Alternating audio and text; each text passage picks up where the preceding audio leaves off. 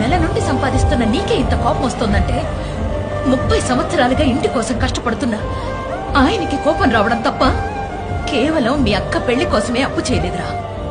నిన్ను నేషనల్స్ పంపించడానికి, ట్రైనింగ్ పంపించడానికి చేసింది కూడా అప్పే. దానికైనా వడ్డీ కడుతూనే ఉన్నారు.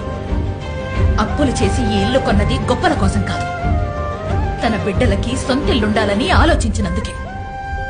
నువ్వు ఆశపడ్డావని ఆయన శక్తికి మించి నీకిష్టమైన బైక్ కొనిచ్చారు కదరా. అది తప్ప ఆయన పారిపోయారు అంటున్నావు కదా. ఆయన పారిపోయింది ఆయన కమిట్మెంట్స్ కి, ప్రెషర్ కి. ఆయన తిరిగి ఇంటికి రాంది కూడా నీ మీద నమ్మకం లేకపోవడం వల్లే. ఒక తండ్రి కొడుకుని తన కష్టానికి తోడవుతాడు అనుకోవడం స్వార్థం కాదు, నమ్మకం. కానీ ఆ నమ్మకం ఆయనకి నీ మీద ఉండేది కాదు. నువ్వు మరో వ్యక్తిని నీ తండ్రి అని పరిచయం చేసుండొచ్చు, కానీ ఆయన వీడు నా కొడుకు అని పరిచయం చేసే ఏ ఒక్క పనైనా నువ్వు చేసావా? నీ ఒంట్లో ఉన్న రక్తం ఆయనదే, నువ్వు వేసుకున్న బట్టలు ఆయనవే, నీ పేరు ముందున్న పేరు కూడా ఆయనదే. ఆయన నీకేం చేశాడు అని కాదురా, నువ్వు ఆయనకి ఏం చేశావని ఆలోచించు.